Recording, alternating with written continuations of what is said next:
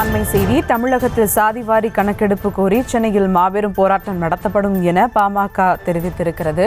கூடுதல் விவரங்களோடு இணைகிறார் செய்தியாளர் ராஜேஷ். வணக்கம் ராஜேஷ், விவரங்கள். வணக்கம். சென்னை தியாகராய நகரில் தற்போது பல்வேறு அரசியல் கட்சிகள், பல்வேறு அமைப்பினர் கலந்து கொண்ட ஆலோசனை கூட்டம் நடைபெற்று வருகிறது. அந்த ஆலோசனை கூட்டத்தில் இந்த அறிவிப்பு வெளியிடப்பட்டிருக்கிறது. அதாவது, தமிழ்நாட்டில் சாதிவாரி கணக்கெடுப்பு ஏன் அவசியம் என்ற தலைப்பில் இந்த கருத்தரங்கு நடைபெற்று வருகிறது.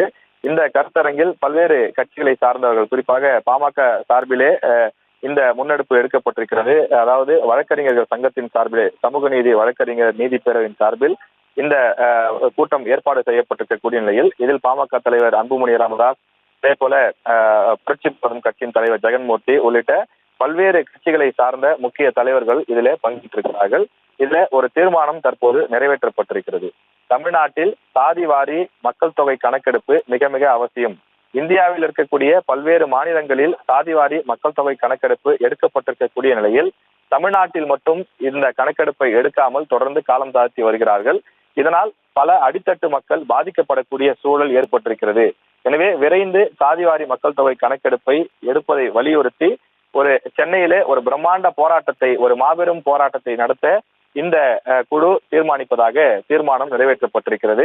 அதில் பாமக, புரட்சி பாரதம் உள்ளிட்ட பல்வேறு கட்சிகள் இந்த சமூக நீதியின்பால் அக்கறை கொண்டிருக்கக்கூடிய சாதிவாரி மக்கள் தொகை வேண்டும் என்று சொல்லக்கூடிய அனைத்து கட்சிகளுக்கும் நாங்கள் அழைப்பு விடுக்க இருக்கிறோம்.